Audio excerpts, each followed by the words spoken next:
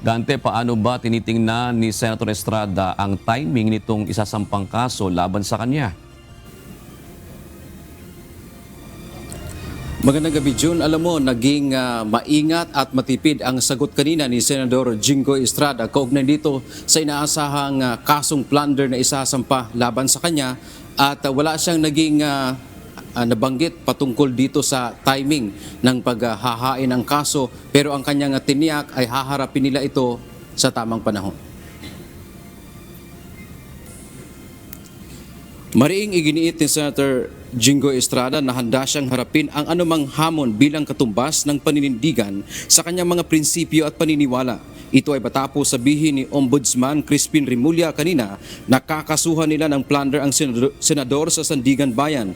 Ayon kay Estrada, kukonsulta muna siya sa kanyang abogado upang pag-usapan ang mga susunod na hakbang na legal hinggil sa mga akusasyong ibinabato laban sa kanya.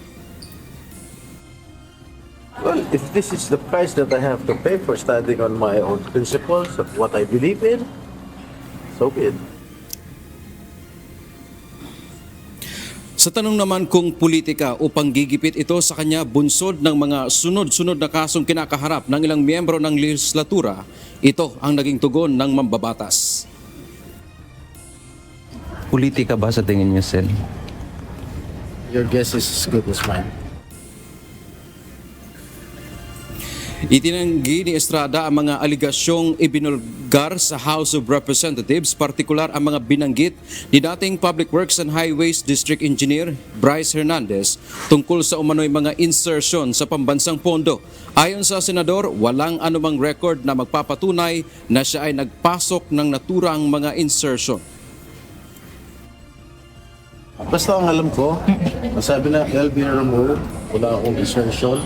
Tulad na sinasabi nila, first Blue Ribbon Hearing Committee or yung binulgar ni Bryce Hernandez sa House, nangyari ako insertion.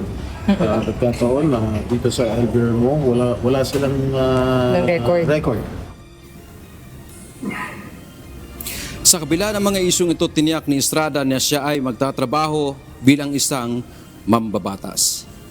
Jun, matatandaan natin na itong kaso na ito na inaasahang isasampa kay Estrada dyan sa Sandigan Bayan ng Ombudsman. Ang Department of Justice o DOJ ang nagsasagawa ng preliminary investigation at noong nakaraang linggo ay inakyat ito o nagbaba ng resolusyon ang DOJ na dapat kasuhan si Estrada at iba pang mga dating opisyal ng pamahalaan. Samantala, Jun, kanina ay sinusubukan din natin nakuna ng reaksyon si Senador Rodante Marcoleta kaugnay naman dito sa sinasabing pagsasampa din sa kanya ng plunder, subalit tumangging magbigay ng kanyang sagot o pahayag ang mambabatas. Yan ang ating update mula dito sa Senado.